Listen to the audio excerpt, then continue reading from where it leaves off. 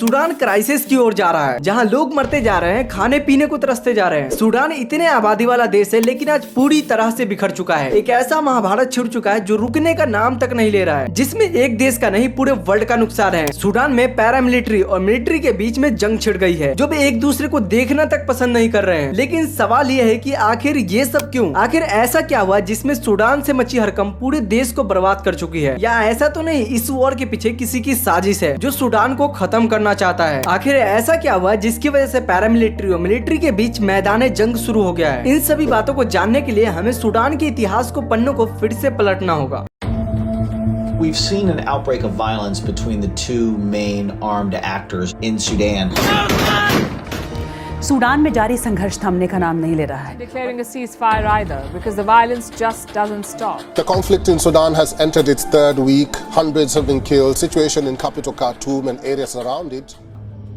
Chapter 1 brief history of Sudan, location and population. Sudan के इतिहास की बात करें तो यहाँ 3 साम्राज्य को देखा गया। फर्स्ट केरमा साम्राज्य 2500 से 1500 बीसी तक। सेकंड मिस्र के नए साम्राज्य 1500 से 1070 बीसी तक। और लास्ट कुश साम्राज्य 785 से 350 बीसी तक। कुश साम्राज्य के पतन के बाद 14वीं और 15वीं सदी के बीच में अरबों ने सूडान को बसाया। वहीं 16वीं से 19वीं तक मध्य और पूर्वी सूडान पर फ्रेंच सल्तनत का अधिकार था, जबकि दारफुर ने पश्चिम और ओटोमन ने पूर्व में शासन किया था। सिलसिला चलता गया और सूडान ब्रिटिश के कब्जे में आ गया। 1952 की मिस्र की क्रांति ने राजशाही को गिरा दिया और पूरे मिस्र और सूडान से ब्रिटिश सेना की वापसी करने की मांग करने लगी, जिसके नेक्स्ट ईयर ही मिस्र और सूडानी दबाव की वजह से यूनाइटेड किंगडम दोनों ही सरकार द्वारा सूडान को इंडिपेंडेंट स्टेट घोषित करने के लिए राजी हो जाती है और 1 जनवरी 1956 को सूडान को इंडिपेंडेंट स्टेट घोषित कर दिया जाता है। सूडान नॉर्थ ईस्ट एरिया में स्थित एक ऐसा देश है जो साउथ वेस्ट में सेंट्रल अफ्रीका से अपनी बॉर्डर को शेयर करता है। सूडान की टोटल पॉपुलेशन 47.7 मिलियन है। सूडान अफ्रीका और अरब लीग के क्षेत्रफल के हिसाब से तीसरा सबसे बड़ा देश बन गया है। सूडान की राजधानी खार्तूम है, जो सूडान का सबसे ज्यादा आबादी वाला देश है, जहां आपको सबसे ज्यादा आबादी मुसलमानों की मिलेगी। इस देश के पॉलिटिक्स की बात की जाए तो यह अप्रैल 2019 में FAIR के अकॉर्डिंग बनाई गई सरकार है। आपको ये जानकर हैरानी हो सकती है कि यहाँ सजा के तौर पर गैर मुस्लिमों के ऊपर पत्थर फेंका जाता था। साल 2009 से 2012 के बीच में कई महिलाओं को पत्थर से मार कर जान से मार दिया गया था। ये तो कुछ नहीं, यहाँ कोड़े से मारने, सूली पे चढ़ाने की सजा भी दी जाती थी। लेकिन अल बशीर के हटने के बाद 2020 में सूडान ने धर्म त्याग, लोगों के लिए बने कानून, गैर मुस्लिमों के लिए कोड़ा मारने और शराब प्रतिबंध को समाप्त कर दिया था, जहाँ 7 नई कानून को पारित किया गया। लेकिन अल बशीर ने ऐसा क्या किया कि उन्हें सत्ता से ही हटा दिया गया? चलिए जानते हैं। Chapter 2 the fall of Sudan al Bashir. 1989 से 2090 के बीच में सूडान ने उमर अल बशीर की अगुवाई में 30 सालों तक सूडान में राज किया और सूडान पर पूरी तरह से अत्याचार करता रहा। राष्ट्रपति उमर अल बशीर के तहत दारफुर क्षेत्र में किए गए अपराधों की जांच शुरू की गई थी, जिसमें ह्यूमन राइट्स को छीनना, ग्लोबल टेररिज्म को स्पॉन्सर करना, गैर मुस्लिमों को सताना जैसे कई काम बशीर ने किया। देश की जनरल टैगोर अल हिबर ने 2003 में दारफुर में किए गए अपराधों के बारे में जांच शुरू किया। उन्हें पाया कि 10 साल पहले अंतर्राष्ट्रीय अपराध न्यायालय ने खून खराबे, युद्ध अपराधों और ह्यूमन राइट्स के आरोप में बशीर के लिए गिरफ्तारी वारंट जारी की गई थी। यही नहीं, विद्रोहियों और सरकार समर्थक मिलिशियाओं के बीच संघर्ष 2003 में शुरू हुआ था, जिसमें 3 लाख लोग मारे गए थे और इन्हीं वजह से 30 सालों के शासन के बाद बशीर को इस्तीफा देने पर मजबूर होना पड़ा और 2 साल के बाद गिरफ्तार कर लिया गया और सत्ता में किसी के ना होने की वजह से 3 महीने तक देश में इमरजेंसी लागू किया गया। सूडान के रक्षा मंत्री ने यह खबर पूरे देश में फैला दी कि शासन को हटाया जा रहा है। यही नहीं, सूडान के संविधान को भी सस्पेंडेड कर दिया गया है। सूडान 7 सीमाओं से घिरे इस देश में पिछले 2 सालों से खूनी संघर्ष चल रहा है। लेकिन सवाल ये है कि सूडान के हालात का जिम्मेदार कौन है? कौन है जो बेगुनाह लोगों पर गोलियां बरसा रहा है? और ऐसा क्या हुआ जिससे आज कई मासूम लोगों को मौत का सामना करना पड़ रहा है? चैप्टर 3 आखिर सूडान में हो क्या रहा है? दरअसल सूडान के अंदर 2 लीडर्स हैं। पहले अब्दुल फतह अल बुरहान, जो सूडान के मिलिट्री लीडर हैं, और दूसरे मोहम्मद हमदान डागालो, जो paramilitary rapid support force RSF के लीडर हैं। और सूडान पे जो महाभारत छिड़ा हुआ है, उसके पीछे सबसे बड़ा रीजन है पावर। अल बशीर के जाने के बाद सूडान अपने देश में डेमोक्रेसी लाना चाहता था, लेकिन इसी बीच 2021 में मिलिट्री ने अपनी खुद की की सरकार बना ली और अब्दुल फताह अल बुरहान सूडान के नेता बन गए। मिलिट्री ने सबको पीछे धकेल दिया। डोगालो बुरहान से जूनियर था और मिलिट्री सत्ता पर वो राज करे उन्हें ये पसंद नहीं था। जब मिलिट्री और पैरामिलिट्री को एक साथ बैठकर बातें करने के लिए बोला गया और दोनों को एक साथ मिलकर रहने के लिए बोला गया, जिस बात से बुरहान ने मना कर दिया और दोनों में जंग छिड़ गई और इनके पावर पाने के चक्कर में आज पूरा देश बिखर गया है, जिसमें अब तक 427 लोगों की जान भी चली गई है और 3700 से ज्यादा लोग घायल भी हो चुके हैं। इससे सूडान तो तबाह हो ही रहा है, इसके साथ कई देशों की हालत भी खराब हो रही है। चैप्टर 4।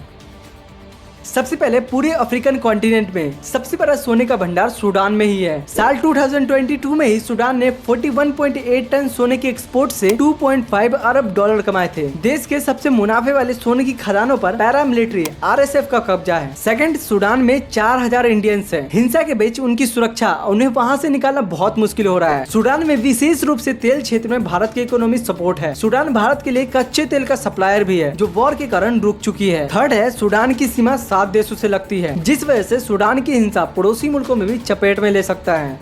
सूडान क्राइसिस में इंडिया ने क्या किया? इतनी सारी मुसीबतों के बीच भारत शांति से इंडियन लोगों को निकालने की कोशिश कर रहा है, जिसके लिए उन्होंने ऑपरेशन कावेरी लॉन्च किया है। लेकिन हमारे भारतीय लोगों को बहुत मुसीबत का सामना करना पड़ रहा है, क्योंकि सूडान के आने जाने के सारे रास्ते ब्लॉक हो चुके हैं। इसलिए उन्हें एयरक्राफ्ट के जरिए भारत वापस लाया जा रहा है। ये ऑपरेशन सूडान से समुद्री मार्ग से किया जा रहा है। सूडान में एयर स्पेस पूरी तरह से बंद है, ऐसे में कोई भी एरोप्लेन उड़ नहीं सकता है। सूडान में फंसे कई भारतीयों के लिए सबसे बड़ी मुश्किल ये है कि उन्हें ना तो पीने के लिए पानी मिल रहा है और ना ही बिजली।